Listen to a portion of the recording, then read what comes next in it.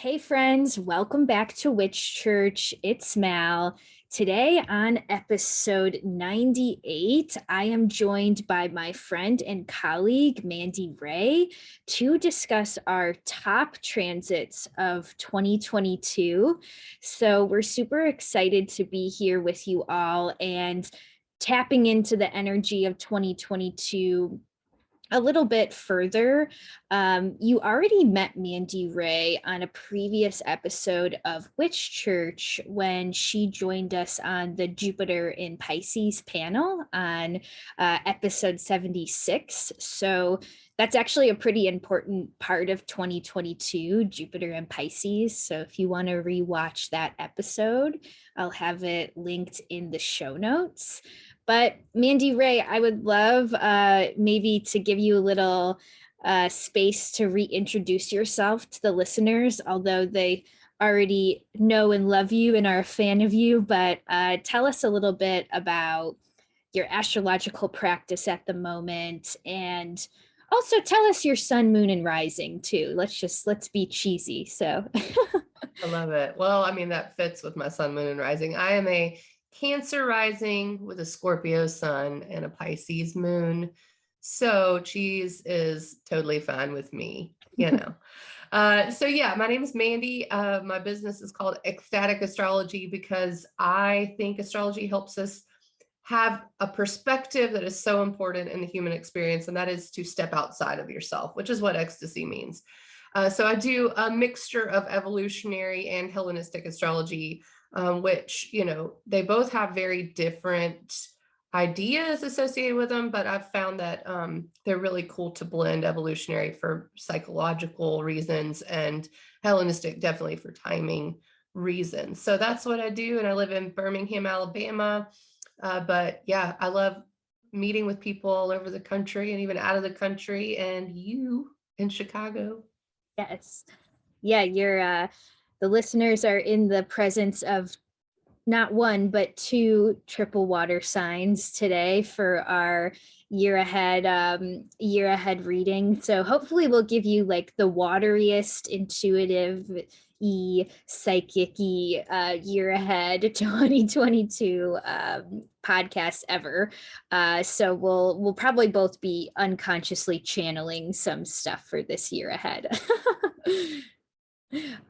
But we meet on, we're recording this on February 4th, 2022. And our vision for this podcast is we've kind of gone over the whole astrology of this year, and we've kind of nitpicked about 7 or 8 really important transits that we're kind of shining a light on. And of course, for all of the people listening or watching, these aren't like the only cool, interesting, important transits of 2022, but they are the most important ones from our biased perspectives. So we're going to talk about the ones that have excited both me and Mandy as astrologers, and we've kind of picked out the ones that we feel are most important. Other astrologers may have their eyes on ones that are slightly different, which is totally fine. So we're here to give you our perspective, and we're just going to go and walk through these 7 or 8 kind of transits and talk about the astrological weather that could be presented at these points of the year.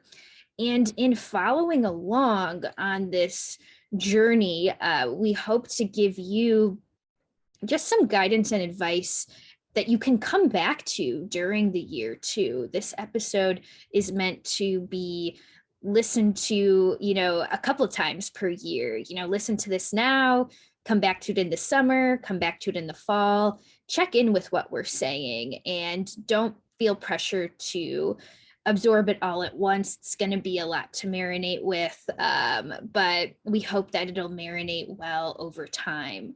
Mandy, do you have any other advice for maybe listeners who are like kind of in the mood for year ahead readings and astrology forecasts? Like, do you have any advice for like really like grasping it? Yeah, for sure. I mean, it's really important to know your own chart. And even if you don't know a lot about astrology, just know your rising sign and which signs are on each house. That's an easy way to follow along. You can find that on astro.com, and you can also Google house themes. It will tell you. So that's very important to know what theme, where it's at in your life. I think for sure. And also, like you said, there's the stars never quit moving. The moon moves so fast, Mercury moves so fast. So there's a lot that happens in a whole year astrologically, and every day matters. So you can work with the movements of the moon, the new and the full moons as well. These are, I think the ones we picked are the ones that pack a punch. And sometimes it doesn't happen right in the middle of it. Like I've noticed that sometimes it happens on the buildup. So if you notice things happening during the year, just before something we're talking about, or even after, sometimes these things show themselves as the aspects are separating. Just know that it may not be on that exact date that we're talking about that you encounter this theme, especially depending on your own chart. But somewhere around there, you should have these things maybe come to fruition or manifest themselves. Yes. Okay. I like that advice. Yeah, take the timing with a grain of salt. And we're just pointing out vibes, really. This is just a big 2022 vibe check. And ironically, we're meeting, like I said, on February 4th, and tomorrow, February 5th, is our first transit that we've highlighted for the year. So before we dive into that, I'll just say that if you're listening on the podcast, if you prefer to watch us on YouTube, I'll have the link to my YouTube channel below. And before you get into it too, make sure just to subscribe to Mandy Ray's YouTube channel and follow her on Instagram. I'll have all her information in the show notes as well. So you can kind of follow along with us both however you want. Maybe it's through listening, maybe it's through watching on YouTube, whatever you prefer. But yeah, so cool. Do you feel ready to get into it, Mandy? Oh, definitely. Okay, cool. So dun dun dun, first transit we have picked for important kind of packs a punch kind of themes of 2022. We have a Saturn Sun conjunction at 14 degrees Aquarius on February 5th, 2022. And it is interesting that we come together to almost form a structure, together on this date or just before this date, because Saturn is about forming structures. So we can kind of expect maybe at the beginning of February, there's definitely some reevaluation of the structure going on. But Mandy, do you want to get into a little bit more about why like the degree is significant, because the conjunction is happening at 14 degrees Aquarius? Actually, I think it's today at 15. Or at 15. Yeah, excuse me. Yeah. Yeah, well, and the thing is about these exact conjunctions with the sun, is that it's known as cazimi. And the sun conjunction's actually really good. It's looked at as good. And it heralds at 15 degrees the rest of Saturn's transit through Aquarius. So we're dealing with the second half of Aquarius, which it has not been in yet. And so I think it's auspicious that the sun can conjoin Saturn today and makes that cazimi, audience with the king, which is what they being the big astrology people refer to as cazimi. It's in the heart of the sun, audience with the king. So you get a message, right? And the message is on structure, which is Saturn's domain, how we build things, but in Aquarius, how we innovate, how we think outside the box when we're building this structure. And then Aquarius also rules humans in general, human interaction, societies, large groups of people. And so when Saturn moved into Aquarius, was, lockdowns, and we had all these rules around how we can gather, how we can be in a group. And so this Sun Saturn conjunction, I've already heard just today, there was an article that scrolled past that was like, people are really ready for COVID to be over. And it's true. Most people are. This has nothing to do with, your beliefs about the virus. It has nothing to do with how you feel about these rules. All it has to do is our fatigue around it and feeling maybe boxed in. So the fact that the sun comes in and passes Saturn, and then Saturn's transiting the rest of Aquarius, is like this first initial, like, okay, let's think about this differently. Let's do this differently, maybe rework the rules, maybe decide there are different ways to gather than we've even thought of. I know that sounds crazy, we're doing Zoom and everything so much, but and maybe more outdoor, there's a way around it, is what this Sun Saturn conjunction really, to me, says. Like this jumping off point. And we're like getting this boost of being ready to do the work, which is what the second half of Aquarius is going to be for everyone with Saturn there. It is work. It is, I always say it's like, shoveling stuff, shit, let's just say it. That's what we're shoveling, but there's gold at the bottom. The process sometimes is not that fun, but there is stuff under there that is worthy of working towards, and Aquarius rules our goals. So this also date is boosting that. Okay, we've got these goals. What are they? Maybe we need to go a different direction. Maybe we need to get out of our comfort zone. Aquarius rules the internet. I mean, and communication, the higher mind to a certain extent. So all of these themes come up with Saturn in Aquarius anyway. And then with the sun there today, it's like this exclamation point. And we have a charged Saturn, if that makes any sense from here, from this point forward. And then, of course, there's some conjunctions that it's going to make soon. Yeah, that's a really good point, because I think, yeah, like Saturn's getting plugged in, and, we've experienced throughout the whole pandemic, Saturn in their strongest sign. So Saturn was in Capricorn and then moved into Aquarius. So whenever Saturn is strong, we are looking at how to sort of expand within these limitations. What do we do with the limitations in front of us? And I think a Saturn Sun conjunction can be sometimes a little bit of a reality check of, like, no matter how much you wish or we wish that the structure was different or that the limitations weren't there, they're here. And that's part of like the matrix of Saturn. It's not about recognizing the limitation and rejecting it. It's not about looking at the limitation and saying like, oh, I wish it was different. Of course we all wish it was different, but it's more about looking at the limitation and saying, I accept this limitation as hard as it is, and I'm going to figure out what to do with this limitation. And oddly enough, that's what decreases our Saturnian suffering, when we start working within our limitation instead of fighting against it. Take it from me, a Saturn Sun conjunction native. I know a lot.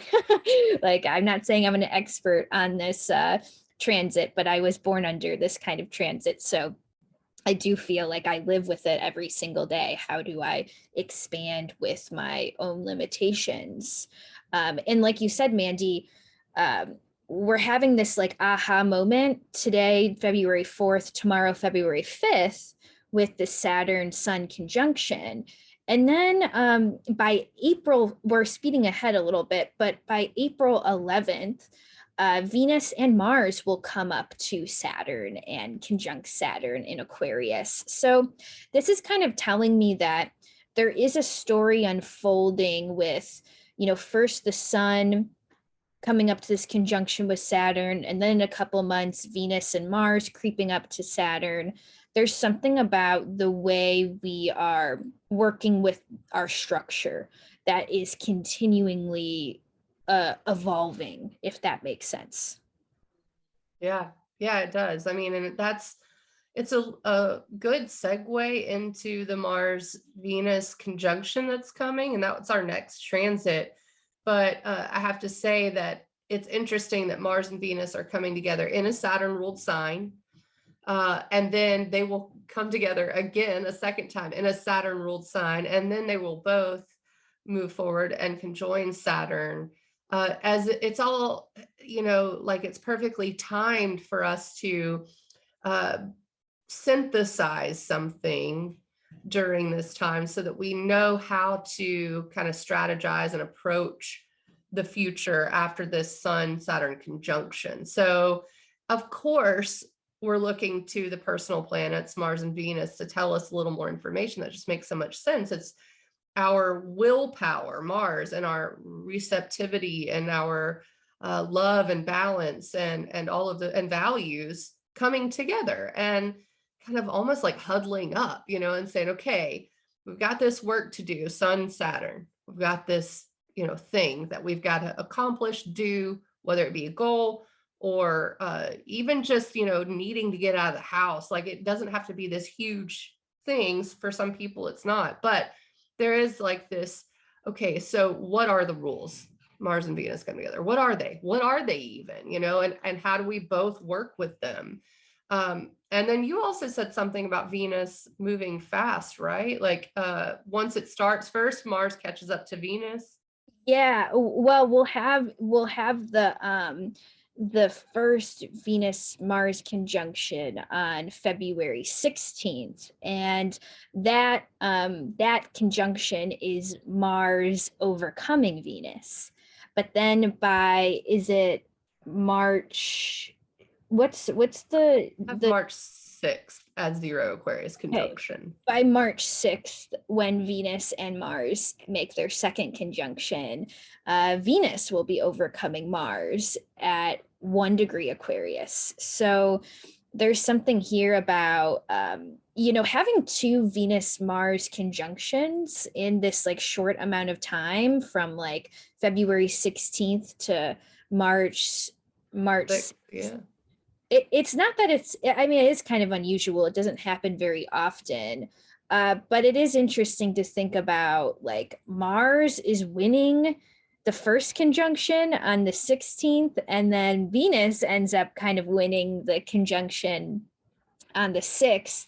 And I'm thinking about like Mars Venus conjunctions in general. What you were kind of speaking to what happens when these two planets start to merge together.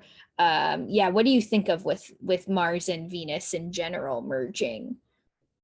It really feels like an agreement. That's the best way I can look at it. And it's obviously a new phase, just like a new moon, but this involves these pieces of ourself that are very important.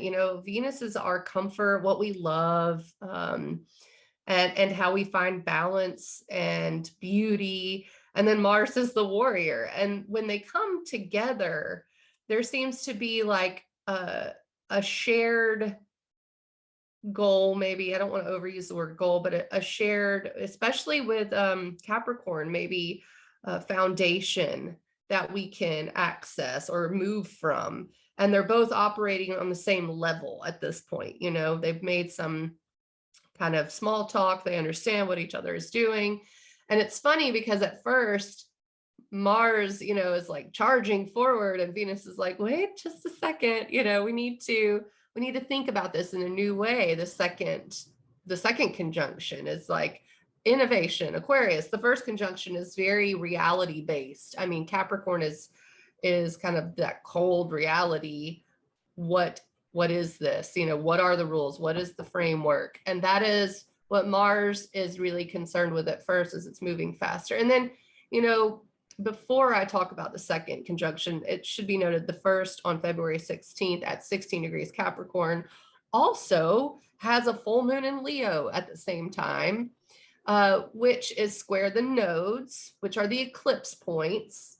So imagine this, it's a grand cross is what it's called, and it's a fixed grand cross in fixed signs. And the thing about that squaring the nodes is that the nodes are now in Scorpio and Taurus ruled by Mars and Venus.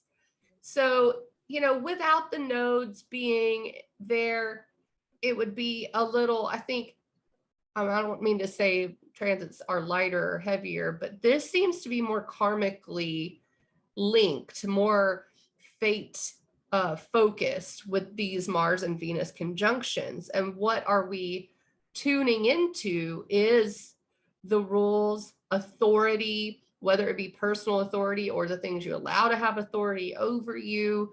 The countries we live in, we are subscribing to their rules. The states we live in the United States, we are subscribing to a certain set of rules.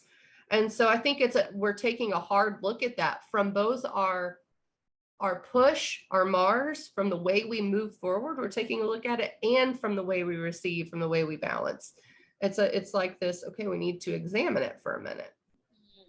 Yeah, I like that, Mandy. And when I think about Mars Venus conjunctions, you're so right. It's an agreement, and it's interesting too how sometimes like separation can be an agreement just as much as coming together can be an agreement. And I think we could be like kind of seeing both themes throughout, especially after Valentine's Day up until like the first week of March, when the Venus Mars conjunction energy is the strongest. And I was talking to you about like just even the phrase conflict for the listeners or watchers. Like, even though I'm saying conflict, like what is the first thing that pops into your mind? It's probably not a great image, and most of us have a connotation of the word conflict that isn't so great. But when Mars and Venus are together, it's actually a really good time to kind of engage in some healthy conflict. And yes, there is such a thing. And something I was thinking of too is like there's the phrase breakup, which has a really not great connotation. And then there's another way to say breakup, which could be conscious uncoupling. Both are getting at like people separating from each other. But breakup and conscious uncoupling, there's a totally different narrative and story when it comes to the conflict. So I say that because even though I'm not predicting necessarily breakups, I mean, this could very much be two people getting through a conflict together. But I think there's something about maybe rewriting, like, what are we even calling this conflict? Could it be a healthy discussion? Could it be that we're working through an obstacle together? There's something about rephrasing the narrative in a way that's kind of what Venus wants to do to Mars. Venus is like, whoa, like, calm down, buddy. Like, we can work together, but here's what we're going to have to do in order to get this done. Totally. I mean, I have a great example of this, and what I could even imagine it showing up as, but I'm a Cancer rising. I've got Saturn in my 8th house right now, which does rule debt. And you know what? I've racked up some debt over the last year doing whatever. But the interesting thing is the Mars Venus conjunction happens first in my 7th house. And, we are going to have to tackle these things together. Me and my partner. It is going to be something we have to put our mind on. We have to talk about how we're going to do it, how we're going to approach it. This fits around the timeline. So it can be, like just looking at it through those lenses. And then the second conjunction at 0 degrees of Aquarius could be how we think outside the box together to deal with it. Or with Venus leading the way, we find some balance here. We've come to the agreement. It does seem like something in the middle of those two. Like there is this energy that just kind of holds during the middle of February 16th and March 6th with Mars and Venus traveling together. And then, March 6th, 0 degrees of Aquarius, it does light up the degree that Jupiter and Saturn came together on in at the beginning, or actually the end of 2020, the solstice of 2020. Am I right? Yeah, Yeah. the great conjunction to like Yes. Jupiter Saturn great conjunction at 0 degrees Aquarius, same degree where Venus and Mars will be meeting for their second conjunction on March 6th. Yeah. Yes, yes. And that seems significant to me, both relating to the phase of Jupiter and Saturn. And it's interesting, it's like there was a new phase conjunction with Jupiter and Saturn, and here we have a second new phase conjunction at the same degree. There is emphasis on the Aquarius area of your chart. And what are you doing there? What is going on? So, it's something for that you can ahead of time think about. Just remember my little example. You blend the themes of Capricorn and Aquarius, and you think, where are those in my chart? First, second house, second, third house. You'll figure it out whenever you go look at your chart. But those themes are going to be working somehow in tandem together, maybe making an agreement or coming together for some healthy conflict in the Capricorn area. And then the new phase, how we start in a new way, build a new framework on March 6th. Yes, I love that.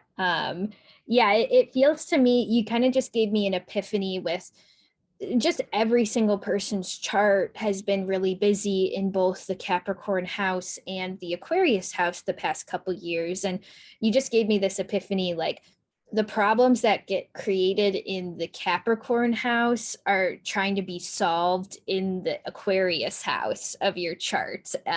So I don't know if that makes sense to anybody, but it kind of makes sense to me. Like, yeah, like, what problems are being dragged from that Capricorn into Aquarius. So, and I'm thinking too, just last to kind of go back to your full moon grand cross point, Mandy, to finish up this specific highlight, that full moon in Leo happening on February 16th. Full moons illuminate things, right? And we know this full moon is accompanying the first Venus Mars conjunction. So, whatever conflict or obstacle that is being illuminated during this full moon, I would say give it a couple weeks until Venus and Mars meet again at 0 degrees Aquarius during the first week of March. Like that full moon is going to need a couple weeks to marinate. That's what I would think. That's what my intuition is telling me. Yeah. I could not agree more with that. And also the fact that in between February 16th with the full moon in Leo square the nodes, which if we look at the modern ruler of the South Node in Scorpio, it is Pluto. So Venus and Mars will both meet Pluto in the middle of all this. And so, yeah, I would say definitely give yourself some time. That February 16th full moon could be a little sensitive. I mean, what is being, I think, brought out of us has a lot to do with inner child creativity, how we feel in that way. Which makes sense. I mean, you have to honor that part of yourself. So the fun, Leo is fun, optimism. So we have this full moon in Leo square the fated nodes, and it's just like, how does that work? But pay attention to that. I think that inner child creative, even romantic self. I mean, Leo rules romance. What does that need? What does that want? And then look at Venus and Mars and how can we accomplish that for maybe everyone? And then Venus, Mars, and Aquarius, that is everyone. How can we accomplish that? How can we all have more fun? We need more fun. Well, I think going into March and April, that kind of takes us to like when things could potentially get a little too much fun. But maybe it's kind of needed because our third highlight for 2022 is April 12th. This takes us into the spring. We start kind of coming into Jupiter, Neptune conjunction land. So tell us a little bit, Mandy, like around April, as Jupiter approaches their conjunction with Neptune. Like, what are some things we can kind of think about with these two planets, like mixing and mingling? Technically, they're in the same sign as we speak. They're both hanging out in Pisces, but it won't be until April when they start to get really, really close and join in the same degree. Yeah, and Jupiter is the traditional ruler of Pisces. Neptune is the modern ruler. I know in evolutionary astrology, Neptune is associated with Pisces. And the Neptune Pisces archetype is that of confusion, delusion, but also magic and mysticism and dreams. And so you've got that. And then Jupiter as ruler of Pisces, I think is more related to religious expansion, spiritual experiences, um, but also maybe beliefs running away with you in some way. And so you're bringing the two together, and it does make for quite a foggy time. I mean, I even wrote brain fog down. Can't even say it as a theme during this time, because it is very disconnected, but not in, it's more in the dreamy sort of disconnected way, seeing beyond reality. And the danger is delusion. The danger is cults. The danger is escapism, placing too much belief in a spiritual experience you had, placing too much reality into that mix, maybe things that happen around this time can seem super magical and super wonderful, but that has the potential to come crashing down. And so it's a hard balance, because you want to tell people this is going to be awesome. And by the way, I think March is going to be great. I think that we're going to have these really wonderful moments. Venus comes in to meet Jupiter at some point, and we have a new moon in Pisces. It's just going to be really airy and I should say watery, but really when I think of Pisces, it's fog, which the air has a little bit to do with that, right? It's holding this water. So a little disconnected, and sometimes in a good way. But I think during the conjunction, whatever's going on at that time, to make sure you're examining or keeping 2 feet on the ground, because there is potential to be confused, to be deluded, to float away, really. I mean, to go into that escapism. So I have these mixed feelings about it. And leading up to it, I mean, it really starts when the sun moves into Pisces, which is not long after that full moon. It's like a couple of days later. The sun moves into Pisces and really amps up the Pisces quite a bit. So this is a good time to imagine, if you are a creative, anything, which I think everything is creative, but if you have maybe a job doing something creative, or you're an artist or a musician or anything like that, this is the time to pull on those muses for sure, and to like just revel in those dreams, those imaginations and mysticism, and just really soak in the inspiration. That starts in March. But as we lead up to it, it's one of those things that you also have to make sure that you're attending to other things and not getting lost, not losing yourself. There are some pitfalls of Neptune, I will say.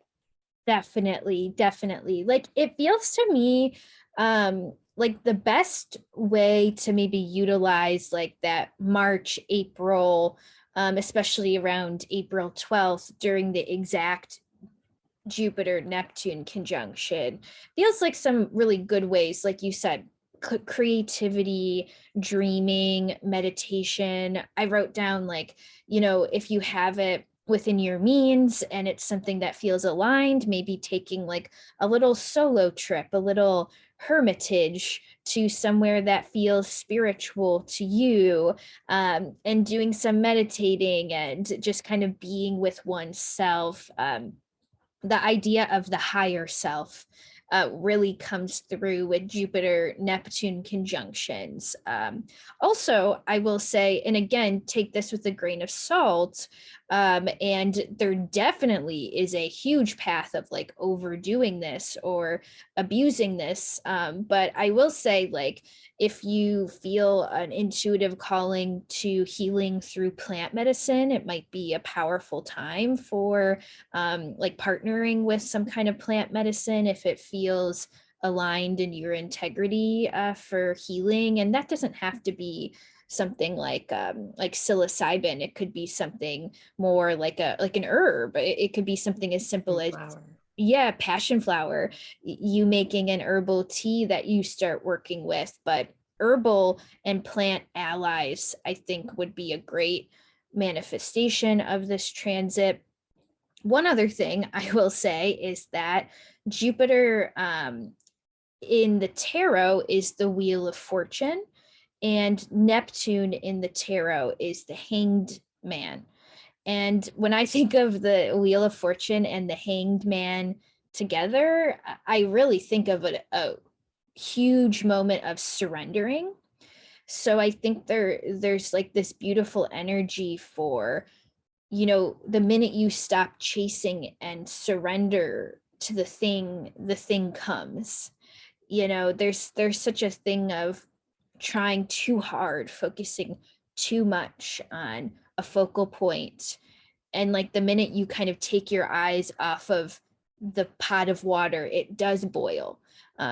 So some things it could happen with that Jupiter Neptune influence. But in the more shadowy side, we've been talking about like gurus and cults, and maybe even being mindful of like classes you're taking and teachers and all of that stuff, like the guru complex we can project onto our teachers, and how teachers can sometimes, especially spiritual teachers, lead us down sometimes the wrong path, you know.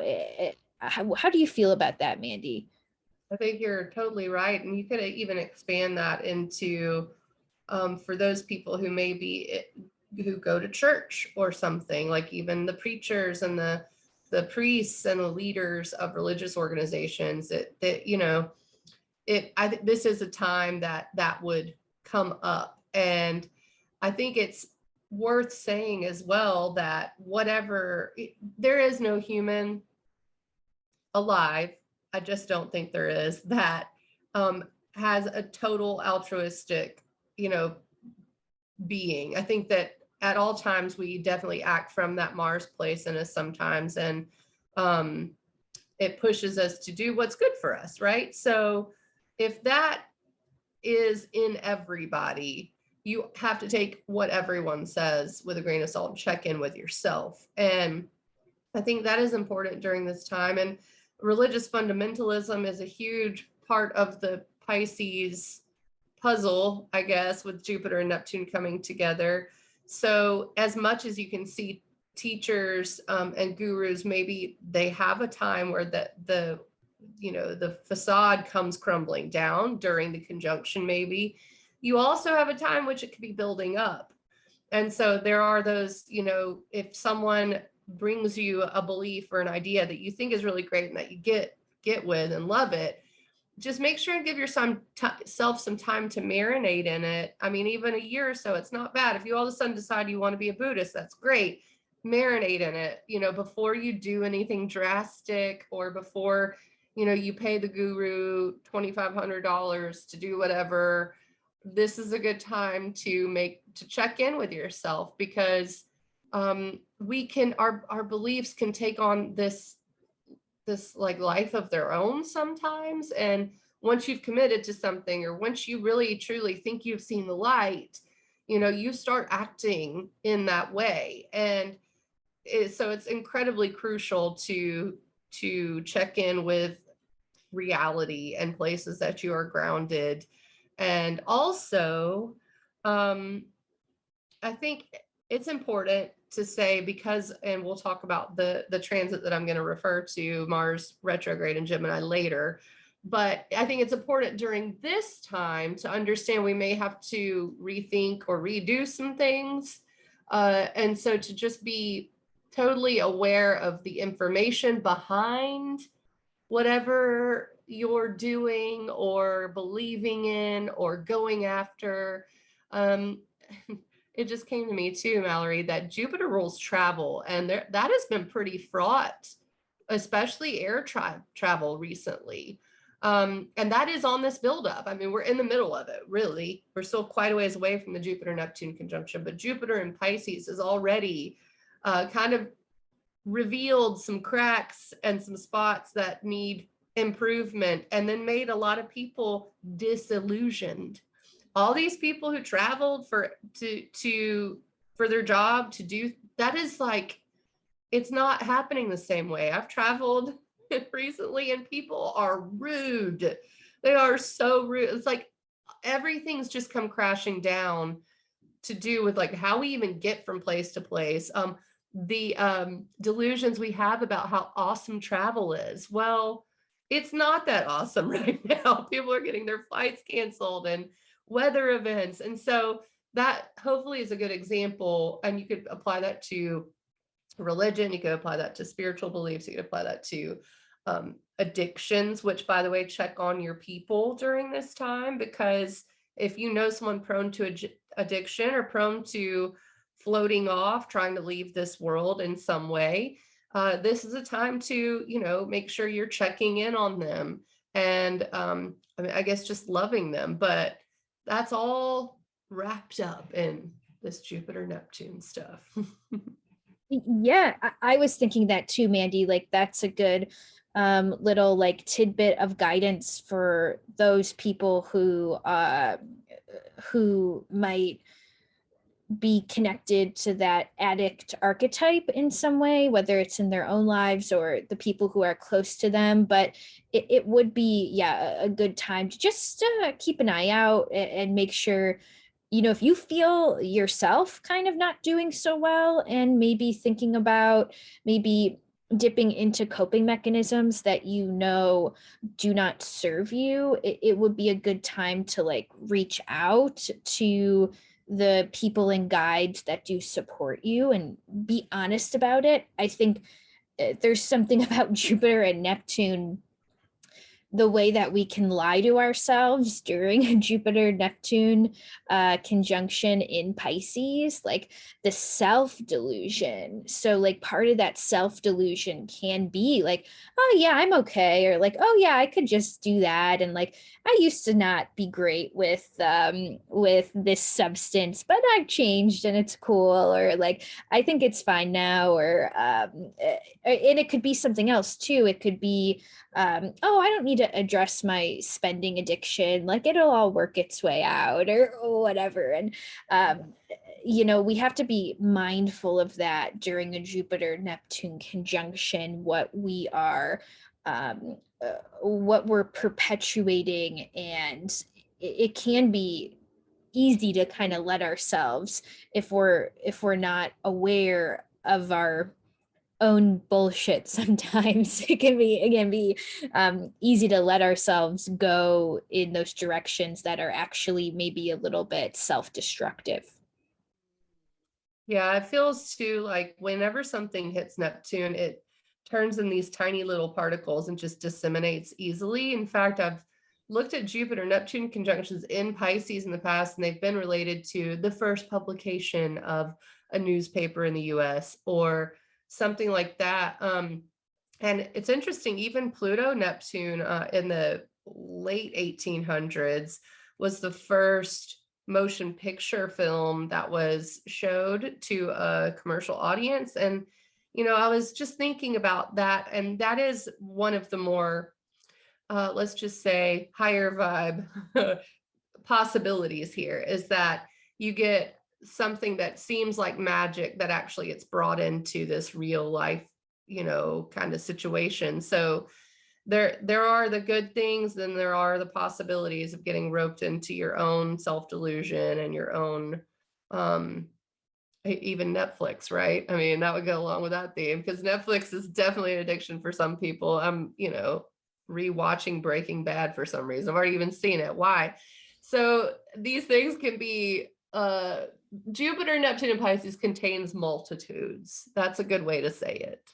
And there are good magical moments to be to have, and then there are moments you need to check yourself. And I think that's the important thing, is just making sure you're always grounded in some way if you can. Yes, yes. Have fun, kids, but stay safe.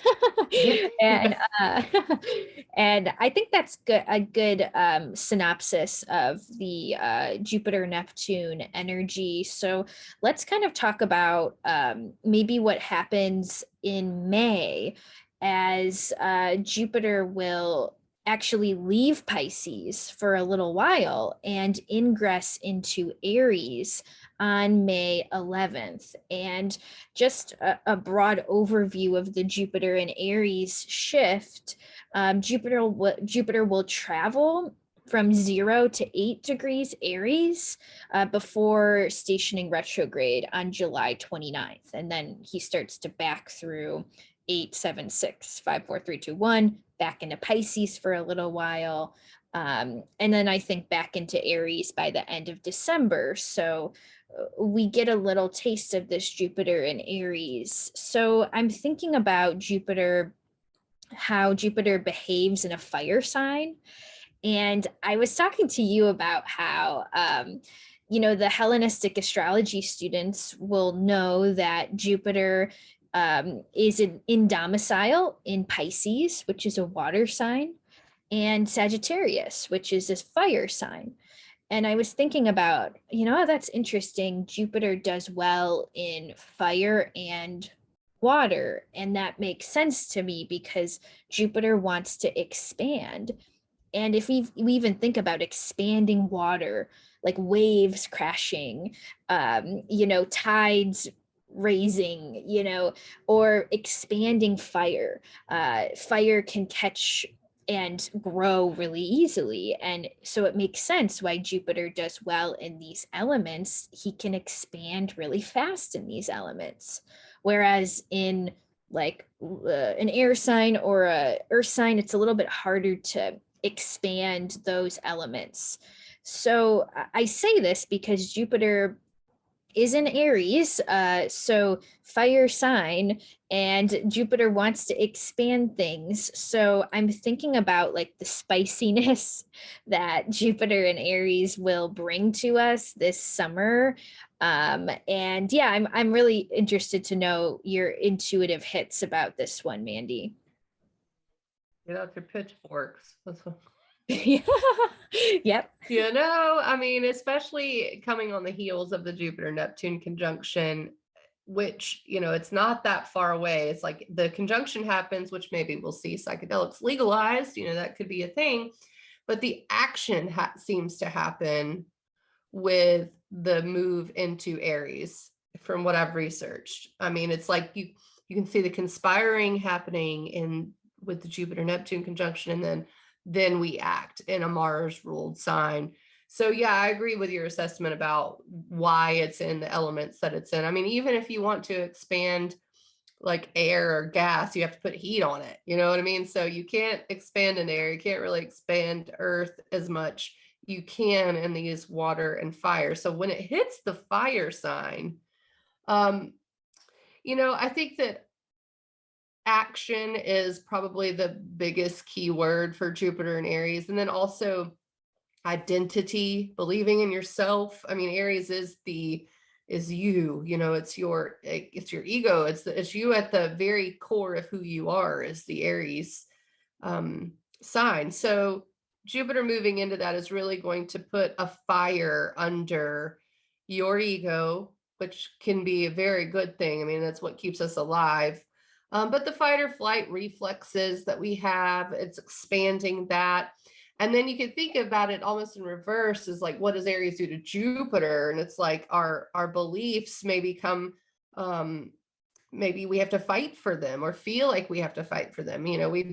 After all, we believed that thing under the Jupiter Neptune conjunction, so we have to act on it whenever it comes into Aries. And then it's Mars ruled, whereas in Pisces, it's ruled by itself, basically. And even if it was ruled, by the modern ruler Neptune, it will be with it. So it's like here in Aries, it's also working in tandem with Mars, which is ruling the South Node. And so it seems like the ingress into Aries should be pretty explosive if I had to guess, and maybe even a little to our nervous system, inflammatory. Now Jupiter is a benefic, but of course, Rick Levine always says that it's, you can expand things, it's great, but sometimes there's too much expansion, so we have to consider, I think, places where we may be like a pack of wild horses, like that's how we're just going for it. Again, that could be a good thing for you depending on your life. That could be a thing where you have to like really watch yourself, anger, frustration, but movement and motivation. And that's really good after Jupiter and Neptune and Pisces, which kind of feels like we're just floating. There's like, I don't feel like doing anything today. Why would I work on this, paper? Jupiter in Aries is much different. And I think it's much easier to feel like you are motivated and want to do stuff. And maybe even to too much of a degree, but I still feel like identity may come up as well. What do we believe about the concept of identity? People fighting about identity. And I think I brought up when we had our pre-talk about gender politics, which seems to be a thing. I live in Alabama, and we have someone running for governor that is in a disparaging sort of way talking about the fact that, in fact, let me just do an impression. He said, "We want you to believe there's 50 genders. That's what they want you to believe," is what he said. And I just was shocked. Like, why would this even be a thing to put on your governor platform? It doesn't even make any sense. Like, it's crazy. They want you to believe. So I would expect that to be kind of a thing. And in fact, when Uranus was in Aries, I feel like that was a thing. I mean, that was when people started using different pronouns, which is wonderful. I mean, these are all wonderful things, but with Jupiter there, you may have a little bit of this like righteous fighting about it, and laws or something going into this Aries thing. And also, you could even say workers' rights, because it's like, we need to do for us now. Aries is us, Yeah, that makes a lot of sense to me. Like, Jupiter and Aries can definitely take things too far when it comes to like setting goals and following through with manifestations. We do have to keep in mind that although there will be like a literal match like lit under you, like you will feel this, once Jupiter moves into Aries in May, like, and that's going to be a good thing. And maybe you make some really good progress. But that's the thing. I would think of your goals and your actions as I am making progress instead of I'm racing to a finish line that doesn't actually exist. Because the minute we actually imagine a finish line during Jupiter in Aries, that's literally when we like break our back, like we break our leg, like trying to get, like literally trying to get to the finish line.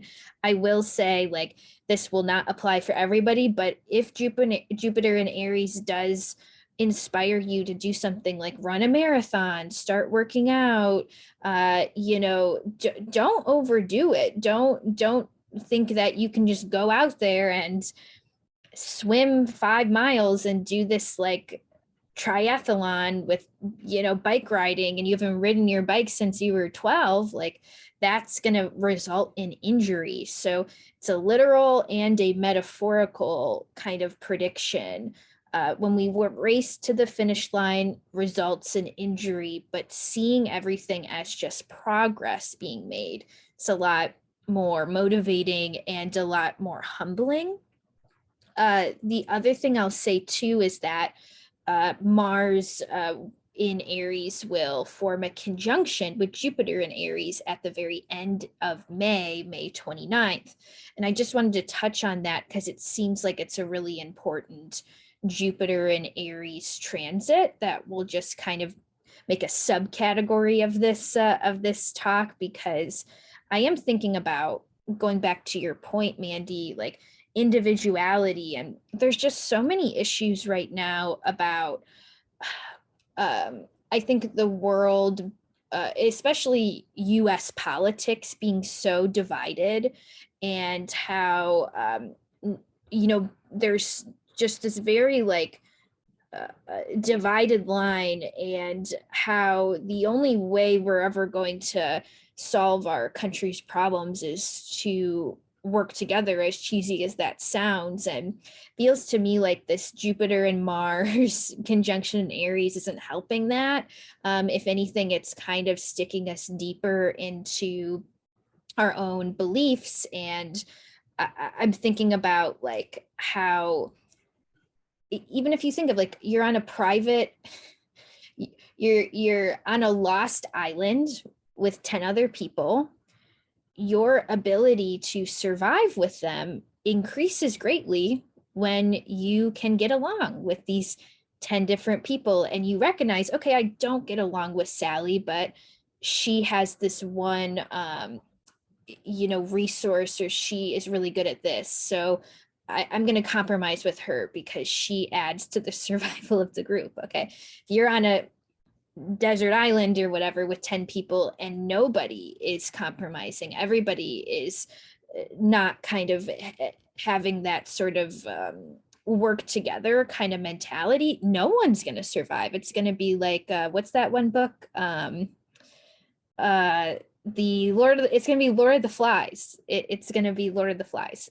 So, and we all know what happens to Simon. So that's what I'll say.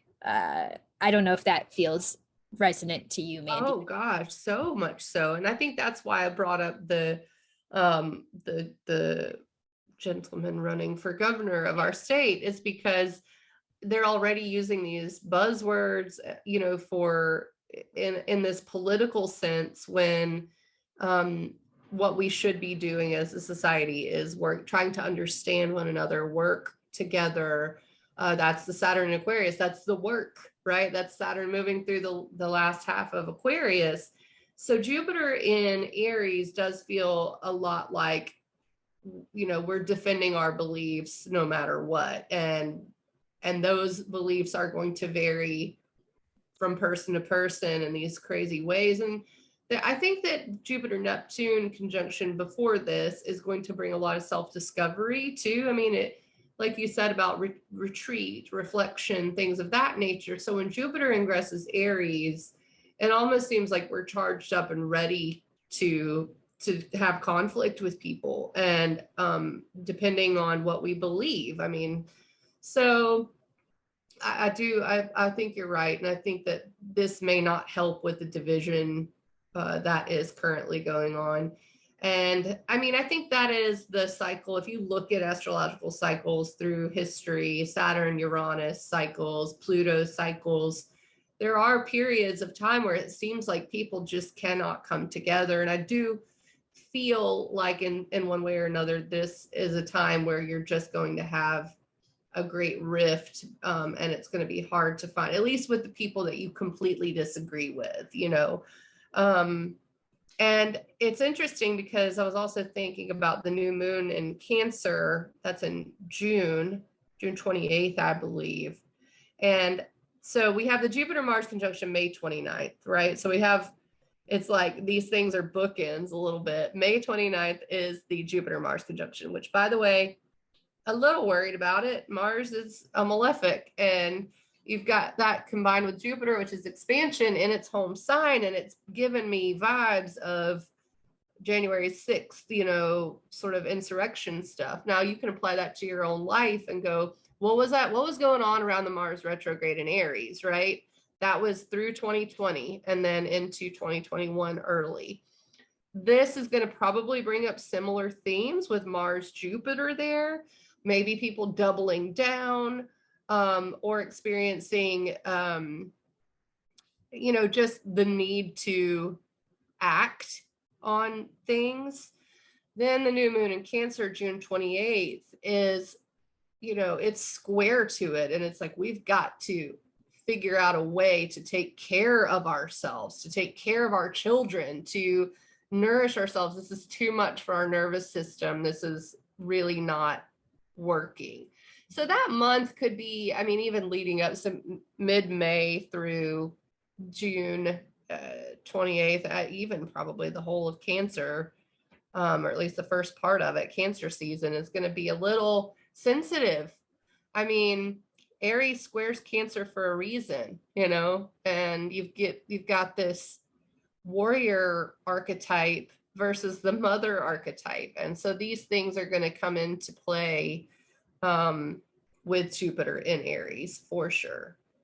Yeah, it is interesting to think about. Yeah, Cancer season squaring all of the Aries, Mars and Aries, Jupiter and Aries, and the implications that will have. So we're definitely in for like an interesting summer, I think. And I'm thinking about, Mandy, once we kind of get more to the end of summer, like August 1st, this is when we were sensing things are going to get maybe a little bit karmic. There's some heavy karmic weather maybe in that first week of August, because Mars will conjoin Uranus and the North Node in a triple conjunction at 18 degrees Taurus. So this is really an interesting kind of, I think, really pinnacle point in our year, because usually when something like, especially Mars, planet of action, and Uranus, planet of change, are kind of mixing and mingling with the nodes, which are kind of, for me, about karma and energy. I'm thinking there's definitely something fated that might kind of come up around this time, not to bring up any anxiety or fear. It's more about thinking about August being, how do I respond versus react to things? How do I react to unpredictable energy? What do I do with the energy of surprise?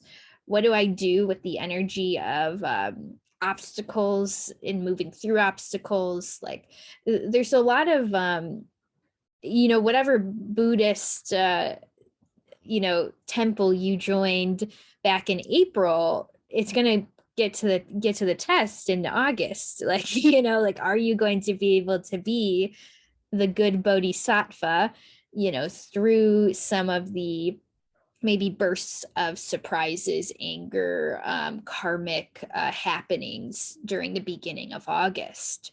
Hopefully I didn't make that sound too ominous, though.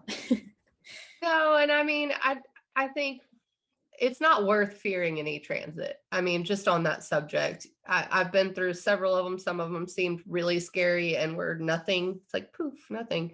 And then some of them I didn't even pay attention to, and it ended up being something that I probably, might have feared if I had known.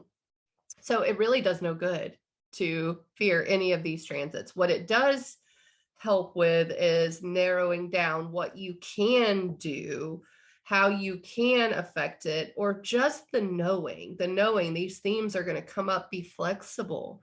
Mars and Uranus is upheaval. It's also liberation. It's the liberator. It is lightning. It is the things that happen out of the blue, unpredictability.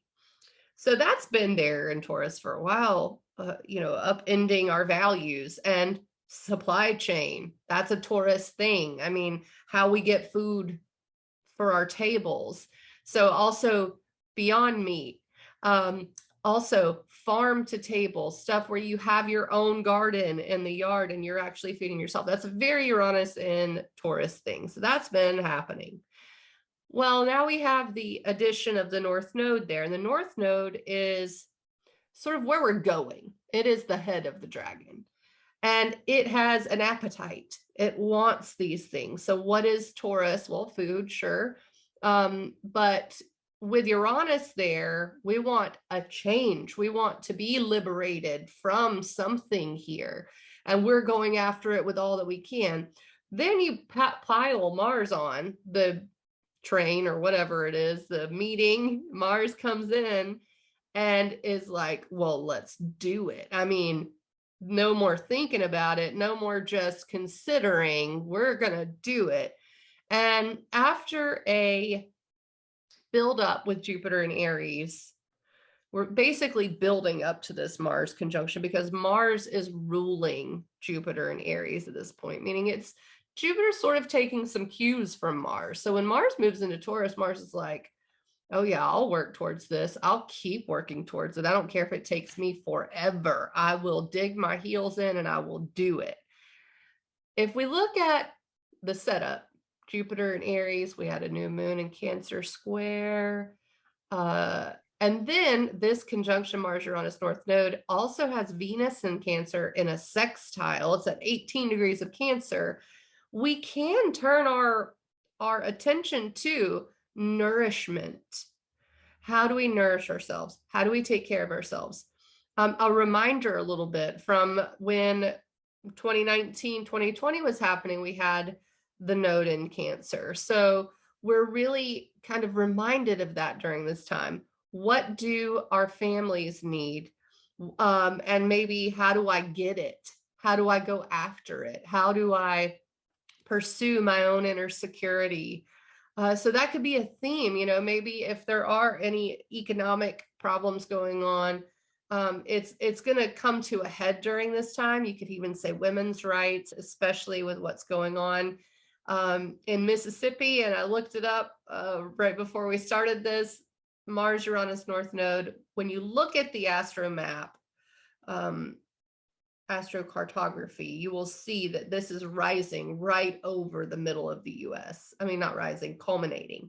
So we'll be at the very top of the chart during this conjunction, which happens to be over Mississippi, over a lot of these central states that, you know, a lot of times lean one way or another, but especially with Mississippi, there's a bill that they've put forward, and Texas, about abortion rights. And so that to me seems like it would be a theme during this time.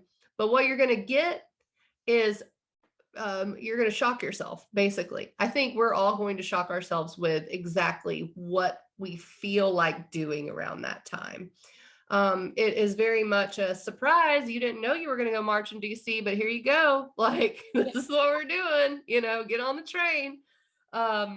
And maybe you are surprised by some things that come through your family karma, ancestry. Maybe you're surprised by your loved one in some way. So flexibility is super key if we're going to kind of make it through this point in a sane way, you know, like really being able to look at all sides, consider all sides. If you really are being pushed to do something, you have to be flexible in the way you do it, flexible with other people and the changes they are going to undergo, because that is going to happen with everybody. Yeah. Oh, that's so beautiful. That's like, I think a beautiful read on the energy. And yeah, I'm thinking, like you said, yeah, Mars, Uranus, North Node, all in Taurus. Who is the landlord of Taurus? That's Venus. And like you were saying, Venus is in Cancer. So we have that family kind of theme. Also, I don't typically gender the planets, but in mundane astrology, we could say that Venus does rule over like groups of women. And I think that is like furthering your point about some maybe women's rights, like feminist activism. What does that really look like around this time? I also mentioned to you before we started recording, honestly, a big handful of my personal clients and even friends who are in predominantly women majority workplaces like schools, teachers, nurses, even the airline industry in some ways. I know so many teachers and nurses who are like, I'm out of here. Like I can't sustain working in this field anymore. And I think some of the greater problems behind like women in the workforce are being revealed during this time. And even I want to say too, I'm maybe going down a little bit of a rabbit hole here, but even like role of mother. And I can't tell you, maybe this is my moon Pluto in my own chart. So I maybe see this theme a lot in my life and in my sessions, but like, I mean, all the moms I talk to, like a lot of them are like beside themselves and it's not their fault. Like we put so many expectations on, you know, raise how to raise a kid and like how the mother is like the sole responsibility oftentimes to like the housework and the resentment that that brings and the loss of identity that comes from like again being in that mother archetype. And it's not anybody's fault, it's the way our society is set up. It does not support women. I mean, it doesn't support a lot of people, but it does not support you know, that sort of like, I'm a working mom and I can do it all. That's all a bullshit facade that keeps us like in this capitalistic like rigmarole, right? So I'm going down a tangent, but all I'm saying here is like, I think that karma about like us not having enough assistance in our lives and like needing to rethink like how we're setting up our families, and the pandemic kind of revealing all of this to us in a lot of ways. It's big family karmic themes around this time. Yeah. Yeah. A family needs a nurturer, Yeah, man, woman, whatever. Like yeah, it doesn't matter. I mean, non-binary, whoever you are, a family unit needs a person dedicated to nurturing, because that is, I mean, I think we're seeing the effects of, being profoundly disconnected from that idea. I mean, it's almost like I see it being lucky enough to be able to have a nurturer at home who will cook your dinner. And a lot of people feel called to that, but can't, because we have to do the rat race of, okay, well, we also have to have money to buy the food. And so how does that all fit into this theme? I think it's a big, big theme. How do we make the money and have the nurture and do the both things? Like we got to have it. Someone who knows how to, make tea for the kids when they get sick, who even notices when they get sick. Sometimes it's that, serious, where people are just working their tails off and the kids are left to, just not even have anyone to talk to or whatever. So I do think that that is a big part of this. I mean, Uranus North Node anyway, but Mars joining the meeting around August 1st is going to bring up these themes in maybe a very real way, a big way, with Jupiter being ruled by that Mars. And you possibly see some legislation. Jupiter does rule law, or something like that. I mean, let's hope. But I think it's also very much we're going to I think of, in Christianity, there's in the Bible the story of Jesus flipping over the change tables in the church because he was mad that they were making money from spirituality, basically. And that is sort of this idea of flipping. We're tired of being exploited, done with it, kind of in a societal way.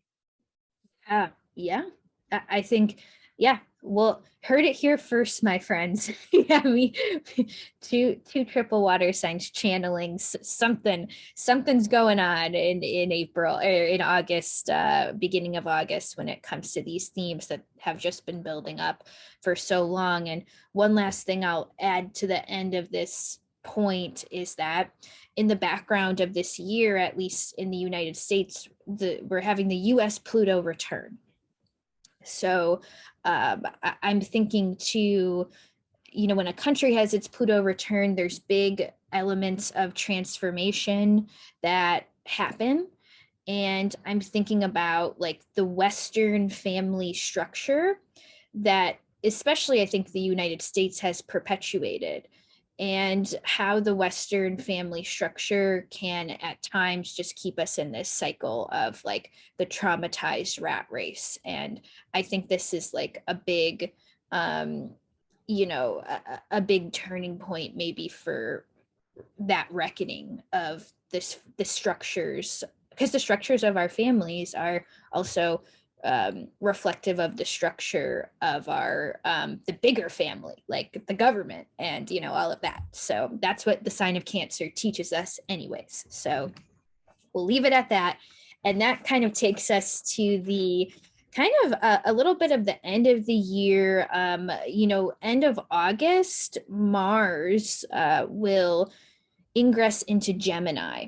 And this, my friends, is pretty important because Mars will be in Gemini from August 20th, 2022 until March 25th, 2023. So Mars will be hanging out in Gemini for 7 months in the Gemini section of your natal chart.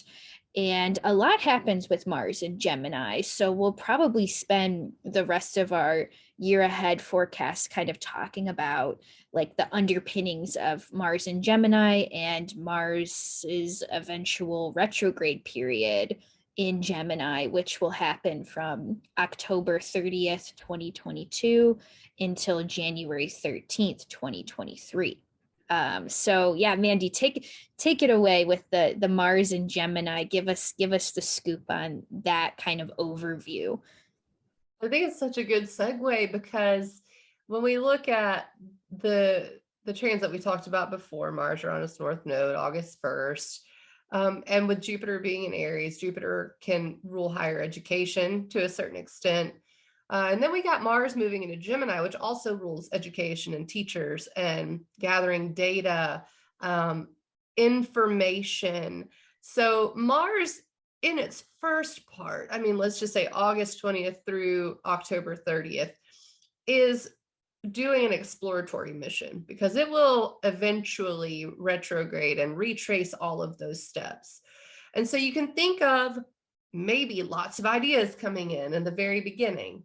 August through October, we've got lots of ideas, maybe people socializing. Gemini is very social. Mars and Gemini is like, I'm going out, I don't care. I mean, we're going to go to the club and we're going to dance, we're going to have fun. That is very Mars and Gemini. And so you can think of this being a theme at first. The other thing is coming off the heels of all of the other astrology that we've gone over. We've got the delusion, perhaps, of Jupiter and Neptune. We've got the almost like righteous warrior of Jupiter and Aries. And we've got this big upheaval of Mars, Uranus, North Node. And then Mars and Gemini is like, what's real? What is the actual information I need to take and do something with? Gemini is the twins, it's the trickster. So there are lots of decisions to make. And I think we're going to be presented with which way do we go? I don't know which way to go. And so as it slows down going into Halloween, we go, we can't move forward. We have to go check out the information. We have to rethink it. Yep. For sure. Yeah. And yes, rethinking. And I think another phrase we had for Mars retrograde this year is re-strategize, because like, yeah, there, as you say that, it really resonates with my intuition. Like, it's not necessarily, it's not like a material physical obstacle at this moment. It's more of like an intangible informational kind of thing. We just don't have the correct information in order to move forward. And we need to take a step back until we have that information.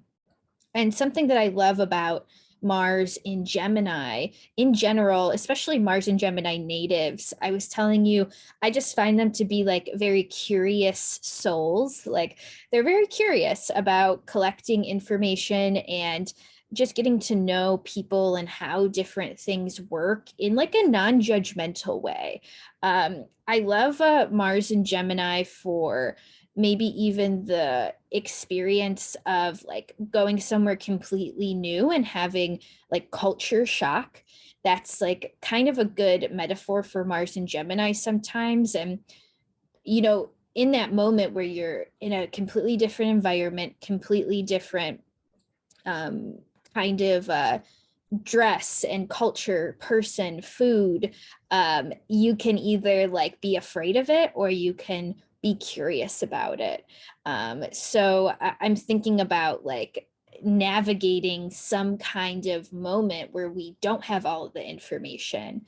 Instead of running away from that, we can get curious about it. So I also used to work at a library in high school. That was like my first job. I was a page, so I like put away the books and like I ran around and like did errands for the other librarians like throughout the library.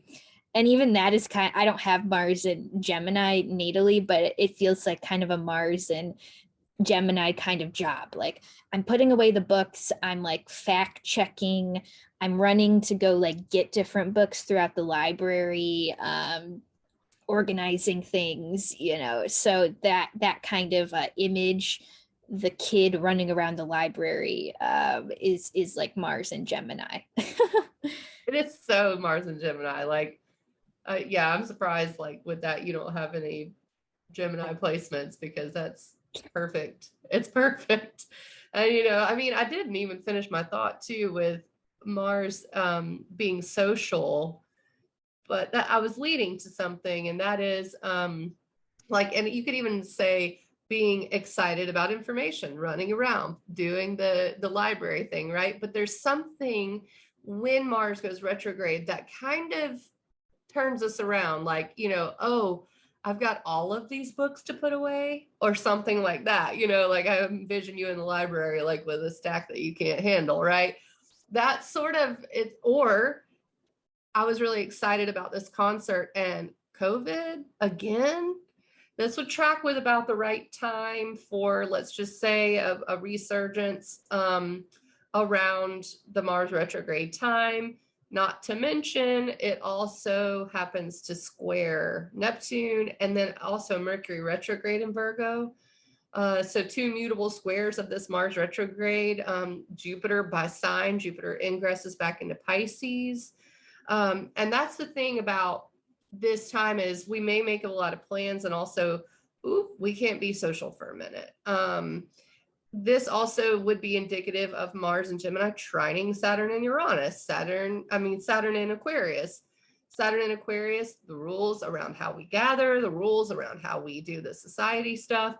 Mars and Gemini retrograding is like, is stopped by it in some way. Neptune also traditionally rules viruses. And I shouldn't say traditionally, it's more modern, but still it rules viruses. And so around this time, if you are looking at planning anything between October 30th and January 13th, might even go into early October, because there's a Mercury retrograde the very beginning of October. So I think late September through October, November, December, this could be thwarted in some way. So it's good to have backup plans. If you think of a Mars retrograde in Gemini, it's a little bit like a perpetual Mercury retrograde. Like it's just hanging around and sticking. And then if we have Mercury retrograde at the same time, there are going to be times when it will be frustrating for sure.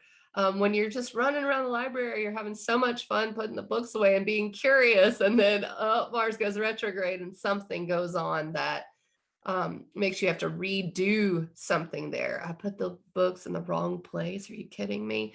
Again, that's such a simple example, but it really just describes exactly how this could go, because things will get turned on its head. The trickster will come out to play and move your books around, and another variant or something that could thwart plans. Commerce, Mercury ruled, that's commerce. And so I think that has a lot to do with the Mars retrograde, but also with that square to Neptune, that's November 19th, if I didn't say it already. That's going to bring up these Jupiter Neptune vibes from before. Mm-hmm. And also dealing with delusion, also dealing with maybe martyr archetype, Joan of Arc, victim mentality, all of these possibilities, trying to get to the truth. Mars retrograde in Gemini. Maybe we have a lot of information that we're given, let's just use COVID, for example. We're given all this information on COVID through the summer. Oops, some information turns it on its head. So what is the truth? Which one do I believe? Do I wear the double mask? Do masks work at all? Like, I can see this being a theme around fall when we could have another visit into pandemic land. I don't feel like that, at least my intuition, I shouldn't just say this as an astrologer, but my intuition definitely is telling me summer's going to be a little better for that. Like, not as bad for virus subjects, but fall again gets kind of iffy with all of these Mars retrograde transits to Neptune and Mercury retrograde in Virgo. The conspiracy theory thing, fake news. I mean, we're entering into an election cycle. We're already in one, but when we start to get to the turn of the year of 2023 and the elections in 2024, it really ramps up. And so you're going to hear, when are the midterms? Even the midterms may be a theme here, but you're going to hear fake news. You're going to hear people saying things that aren't even true, and they're like, just like the governor, or the guy that's running for governor here in my state, just saying things that are just like, what has possessed people? I think that might be a thing. So people are probably going to shock you with the things they say. Maybe the decisions they've made, it could be hard to trust yourself around this time. I think that's another point to make. I actually, yeah, I like that. Like self-trust, high priestess kind of vibes with the tarot. Yeah, and Mars and Gemini, like you said, Gemini is a Mercury ruled sign. So what is Mercury doing around this time? At some point, he'll be retrograde a few times. Mercury also is the second fastest moving planet behind the moon. So Mercury changes their behaviors really fast. That's why, when Mercury's known as the trickster god, we don't know exactly, we can't take what he's doing too seriously because it's going to change in a couple weeks anyways. And with Mars answering to this really fast moving Mercury, it's like it is hard to trust ourselves. It's even maybe hard for intuitive people who are usually really tapped into like the universal energy. Maybe it's even hard for us to make sense of it all too. So what do we do when we can't quite make sense of everything? I think there's something, medicine that's kind of coming through in this moment is kind of maybe connecting to animals. And I don't know why necessarily that's coming through. I mean, maybe that is a Mars, Neptune, Mars, Jupiter kind of theme. I actually think Mars and squared Neptune kind of reminds me of like, is it equine therapy? Is that how you Oh say it? yeah. Like Yeah, horses. horse therapy. Like how horses can like sense your energy and sense your nervous system. So it's like a practice of regulation when you do therapy with horses, because they can, you have to calm your nervous system down in order for them to approach you and all of that stuff. And I'm thinking about how much we can learn from the non-verbal living beings that are all around us. So if like we can't trust the verbal beings around us at this time, like Mars retrograde and all of that, like information is really foggy. What information can we trust? And I know I can always trust the energy of a tree.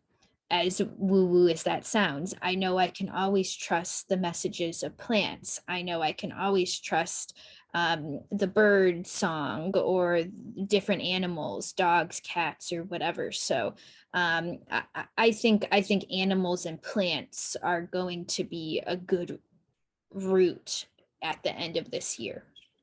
I think you're really speaking to the nodes, with the North Node being in Taurus. And it's interesting because even around the retrograde station, October 30th, just before that, there's an eclipse. So the Mars retrograde happens in between eclipses. And so this eclipse is a new moon in Scorpio with the South Node, a solar eclipse. And this really has connotations of letting go of control. And with Mars turning retrograde, you're going to absolutely need to understand that you cannot control everything.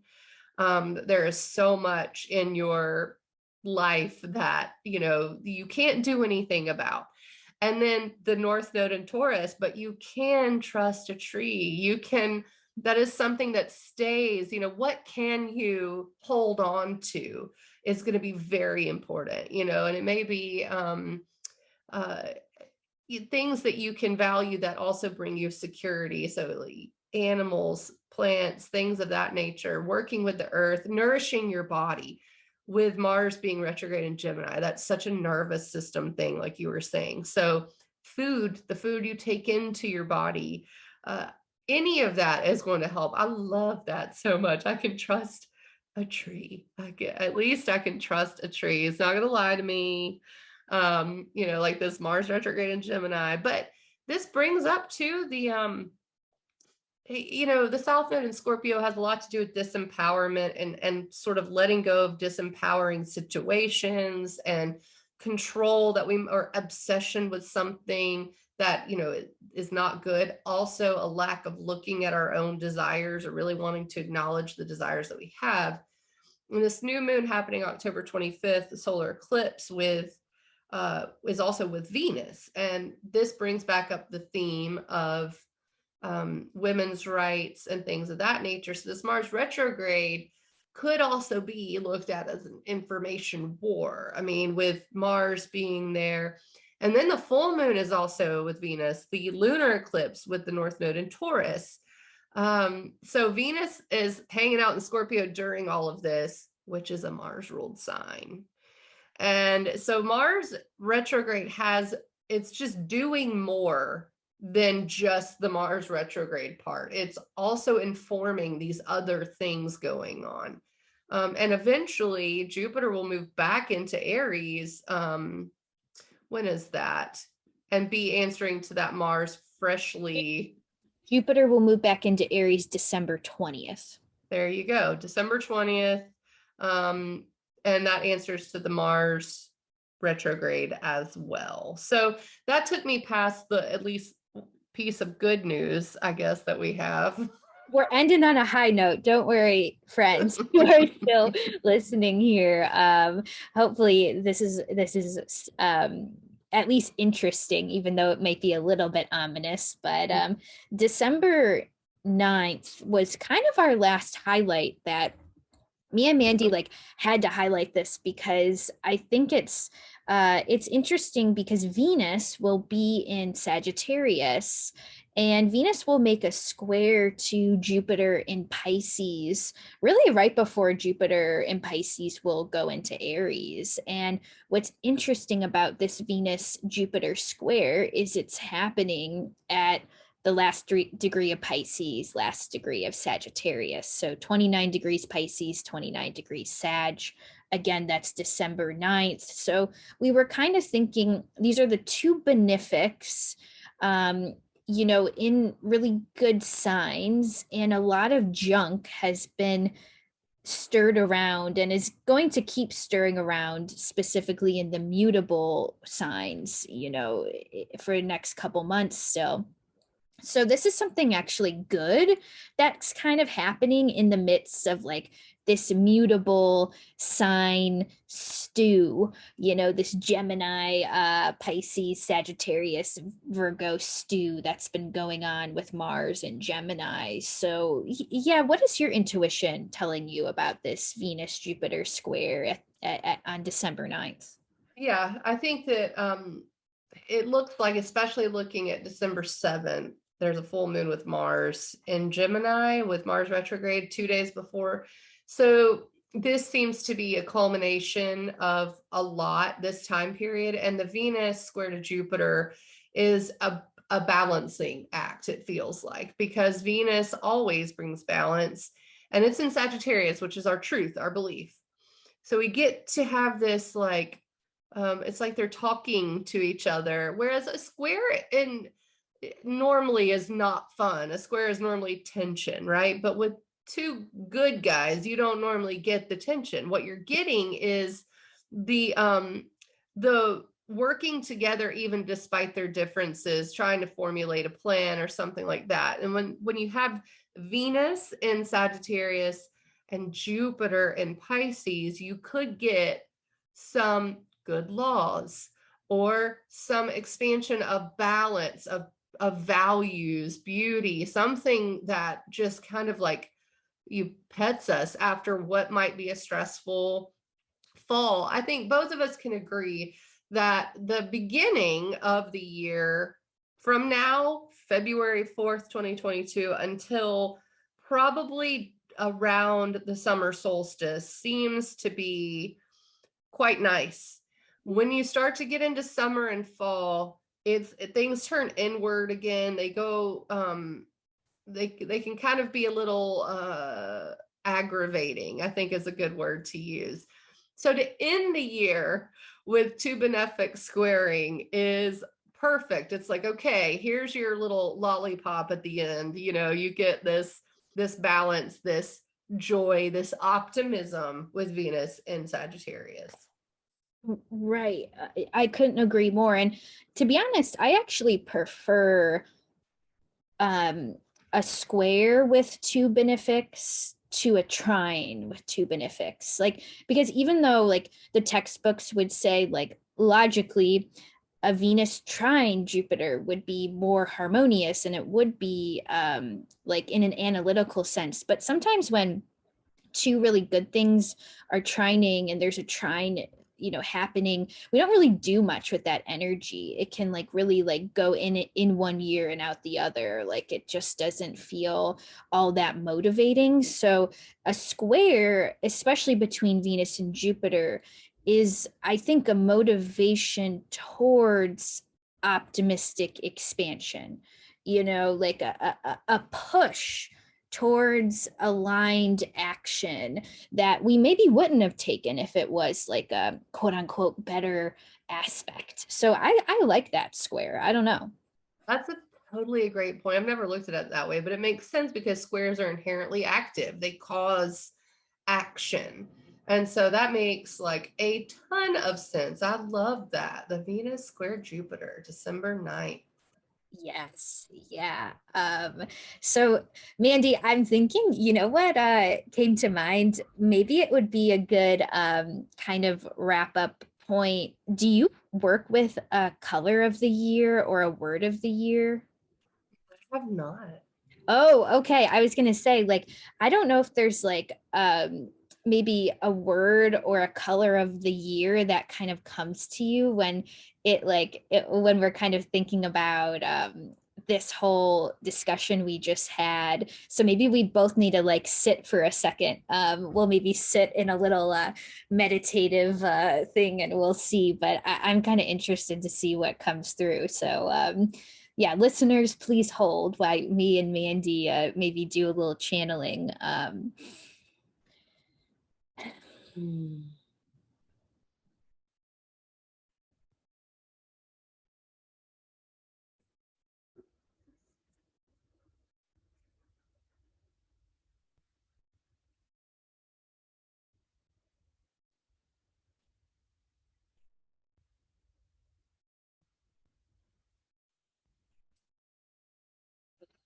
Did you, I have something. Did you get something? Yeah. Yeah, I got you, something. you tell me first, because I'm sure both messages will kind of maybe link together somehow. Well, truth seems to be coming up a lot. And so truth really, it's a simple word, it's a broad word, but because Jupiter is doing so many things and Mars is retrograding in Gemini, which is information, and it just seems to me like we're all really trying to sort out the truth. So truth, that's my word. Okay, I like that. And I think that does kind of loop into the word that came to me, which is reimagine. And I think as the truth reveals itself, we can then reimagine a new possibility. And when I was kind of feeling that word, it felt like it was important to spirit for some reason for it to be reimagine and not imagine. Like, I don't know why, but I think that re in front of it, like it's like we have to rethink something, we have to redo something. We're reimagining these new possibilities. And Yeah.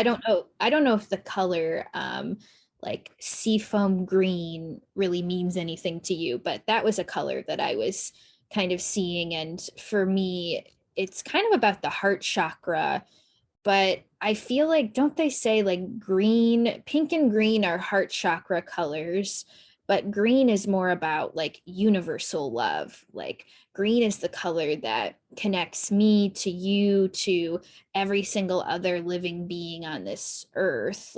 So yeah, this definitely has to do with reimagining how we are all connected to each other. That's what I'm feeling.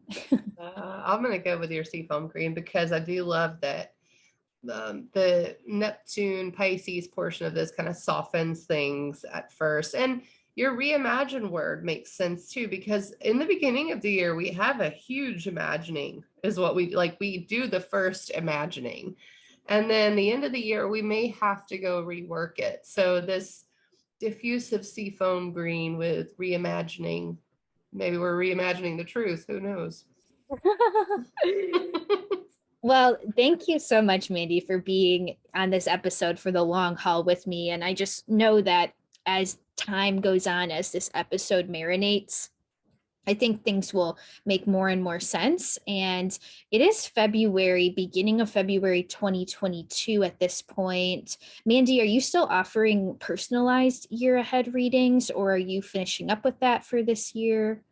Yeah, generally the way I do it is if you want a year ahead reading from any point, we can do it, so if you wanted to get a year ahead session, and I just go by time anyway. So however much time you want to spend with me is, I will pack a ton of information into it. Okay. Yeah, so we'll say for both of us, if you want a kind of personalized check-in with anything that we talked about.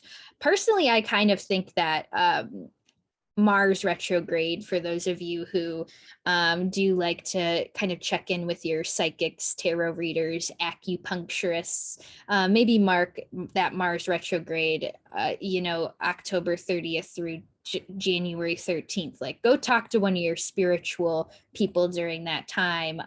But regardless, yeah, both me and Mandy Ray are here to hold space for you throughout this year. If you are wanting some more personalized navigational tools. And you'll find both of our information in the show notes. And of course, I would think you'll be back on again at some point too, Mandy. So I'm sure this isn't the last podcast you'll be joining us on. I hope not. I love to talk to you. You're so awesome. You're awesome too. Okay, listeners. Well, let us know how you resonated with this year ahead forecast. Did you have any colors or words of the year that you felt were relevant? And we will talk to you next time.